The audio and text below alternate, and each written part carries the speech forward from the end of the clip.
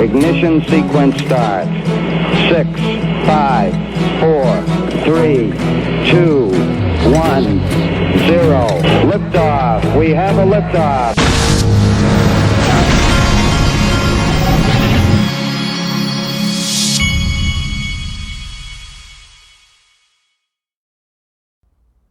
Hey everybody, this is the Digital Asset Investor, and I just realized I got flagged for copyright on a video where I was playing Swell stuff. That's rookie mistake or intentional mistake by Ripple. Maybe they don't want people showing their videos from Swell on social media. Well, if that's the case, then why put them on social media?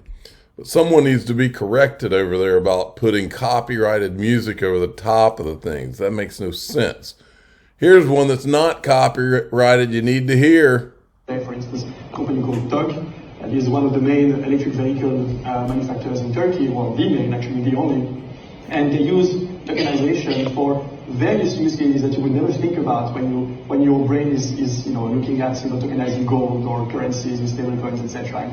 It really pushes you to a point where you can think about tokenization as a way to manage the ownership of your house. Opening the door is actually some form of a token relationship. Opening your car, securing your ownership way beyond the traditional assets that we deal with today. So, Julian, because you are today very advanced, of course, in your journey, can you tell us a little bit about the use cases that you have imagined as a company and where you see the market moving? Yes. I think there is a number of opportunities that are often talked about in terms of securities, and I think actually property has a greater opportunity in terms of tokenization. And I think there's also those areas where transfer of value is difficult or challenging, whether that's through economic or regulation or society type challenges.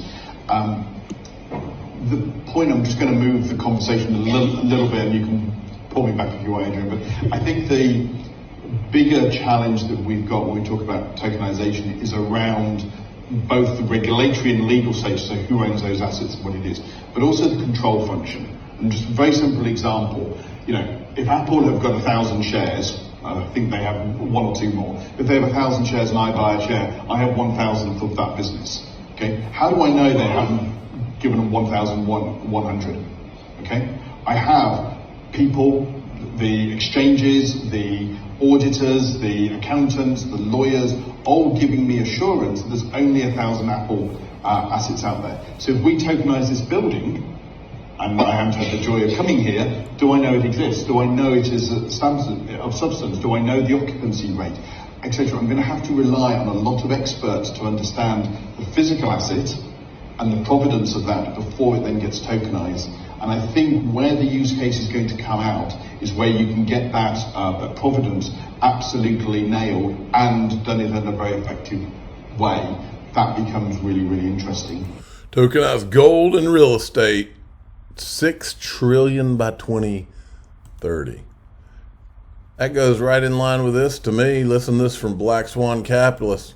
Within 3 years, possibly sooner rather than later, 3 years, that the new world will start operating their new currency,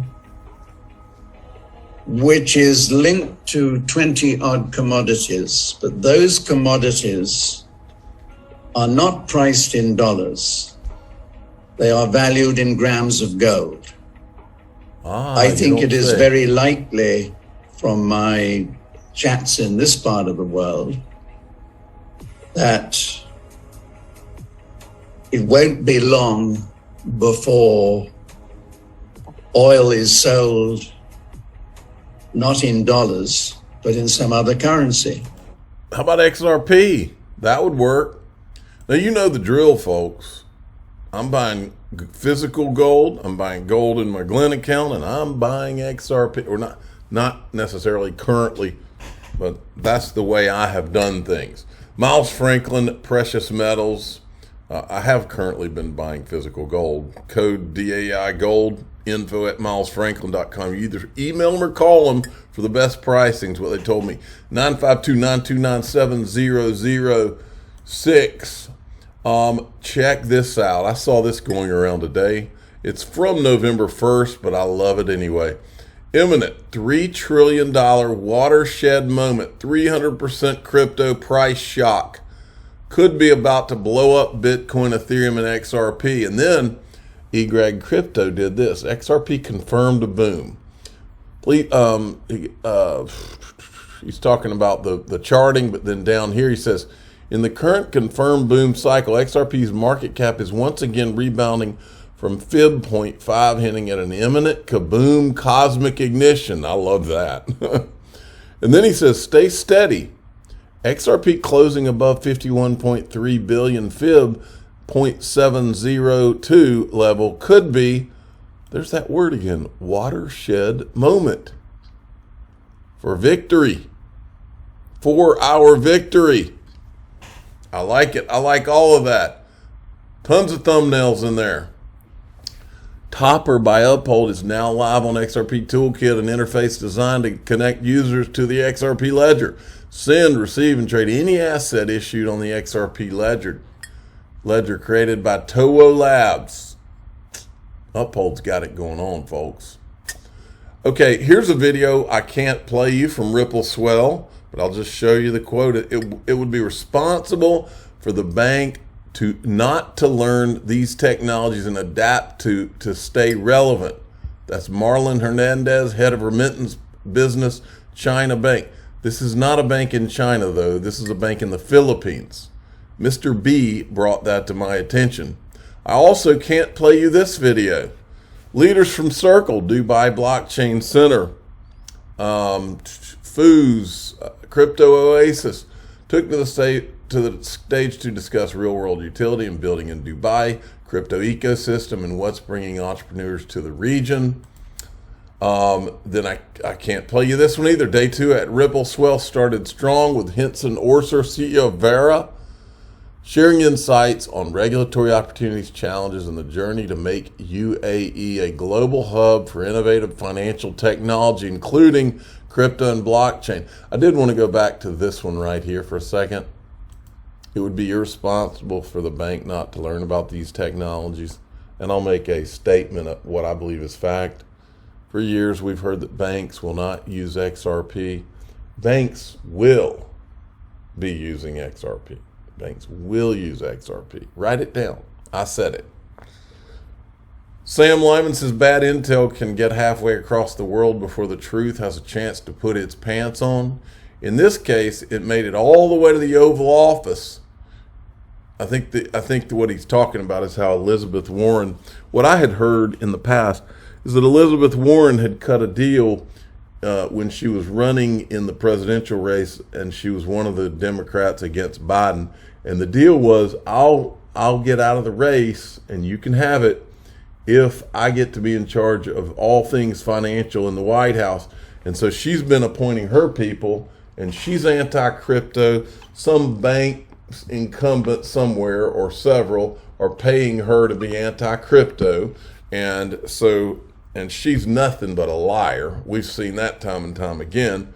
This is the same woman that talks about her, she cares so much about global warming and all of this, while she's getting off a private jet and hiding behind one of her staff members so that you can't see her. That's called a liar.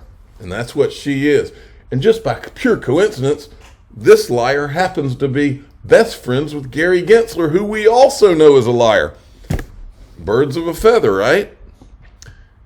And then we've got this. Stephen Narioff had tweeted this video. He says, this guy has solid research and appears independent in his analysis, which is hardly a given these days. For the record, my focus is on individual accountability, constructive outcome for all of crypto, including Ethereum. My commentary on this is, who is this guy and where has he been? And I'm not talking about Stephen Narioff. I'm talking about this guy. These people show up. We've been uncovering all of this and pointing it out for over 3 years. And now it's almost like, oh, okay, now Stephen Narioff comes out He's a whistleblower that was actually one of the Ethereum people there, and now this guy's going to cover it.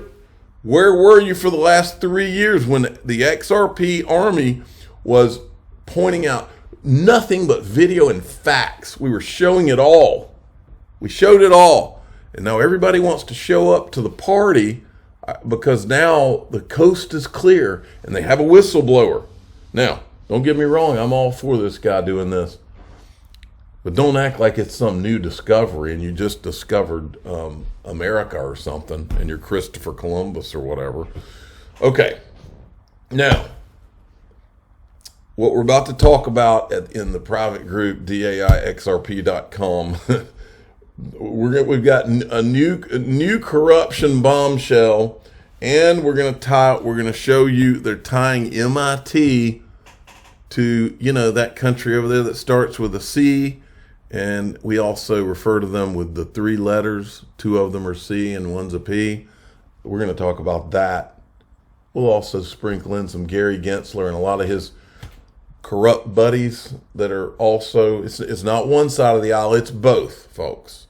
So we're heading off. So I'm the digital asset investor. I'm not an investment advisor. This is for entertainment purposes only.